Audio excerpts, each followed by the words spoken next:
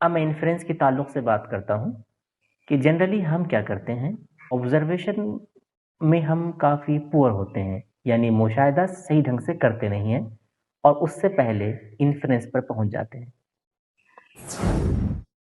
ایک ٹیچر کی class attend کی، ان ٹیچروں کو صحیح سے سمجھا نہیں اور اس ٹیچر کے لیے اپنے ذہن میں کچھ اور خیالات بنا لیے، یا پھر ان کے برعکس ایک ٹیچر نے اپنے طالب علم کو صحیح سے جانا نہیں، وہ کتنا پریشان ہو کر کتنی دور سے اور کتنی مشکلوں کے بعد وہ کلاس آ رہا ہے، یا پھر کتنی مشکلوں کے بعد وہ آن لائن کلاسز میں جڑ رہا ہے، اور ٹیچر نے اسے 1 سیکنڈ کے اندر یہ گردان دیا کہ وہ لیٹ کمرس ہیں۔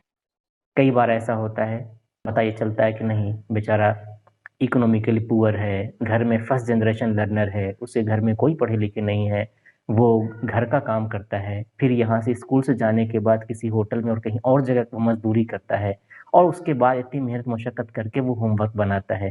کبھی کبھی گھر میں لائٹ نہیں رہنے کی وجہ سے وہ ہوم ورک نہیں بنا پاتا، لیکن جب وہ ہماری کلاس میں آتا ہے تو ہم بغیر ان کے سارے کنٹیکسٹ کو سمجھے ہوئے، کیونکہ ہماری سمجھ وہاں تک بنی نہیں اور ہم نے یہ کہہ دیا کہ یہ لڑکا تو پڑھنے والا ہے ہی نہیں، کیونکہ اس کے ماں باپ تو ایسے ہی پڑھنے والے نہیں ہیں، تو ان کا بچہ کیا پڑھنے والا ہوگا۔ میں جو آپ سے بات شیئر کر رہا ہوں ایکسپیرینسز ہیں، میں اس ایکسپیرینسز کو شیئر کر رہا ہوں۔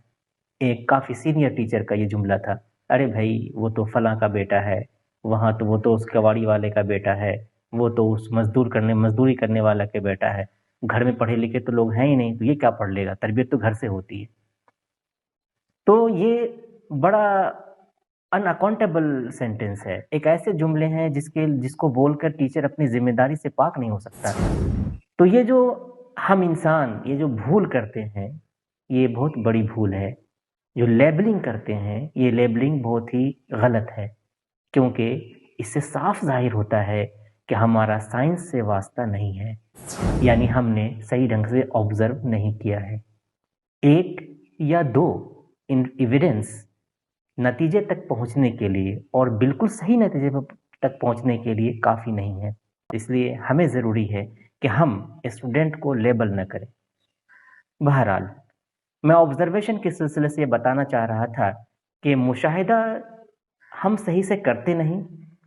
مشاہدہ کا پرپس کیا ہے؟ سچائی کو جاننا، اس آبجیکٹ کے اندر وہ کیا اس کے آبزرویبل پراپرٹیز ہے اس کو جاننا، اس کی شناخت کرنا، اس کو پہچاننا، لیکن ہم اس حق تک پہنچتے نہیں ہیں، اور ایک صحیح ڈھنگ سے آبزرویشن نہ کرنے کی وجہ سے اپنے حواس خمسہ جو ہمارے سینسز ہیں، اس سینسز کا صحیح استعمال نہ کرنے سے ہم کئی بار غلط فہمی میں مبتلا ہو جاتے ہیں اور غلط انفرنس نکال لیتے ہیں۔ تو میرے عزیز طلباء طالبات، اب تک آپ کو یہ بات سمجھ آئی ہوگی کہ انفرنس یا آبزرویشن میں کیا فرق ہے۔ میں ایک ایگزامپل اور دیتا ہوں جس سے آپ کو بات واضح ہو جائے گی۔ ایک طالب علم کو آپ سائنس کے معلم ہیں اور یہ کہتے ہیں، ساتھ لے جاتے ہیں ایک پارک میں اور پیڑوں کی پتیوں کو دکھاتے ہیں۔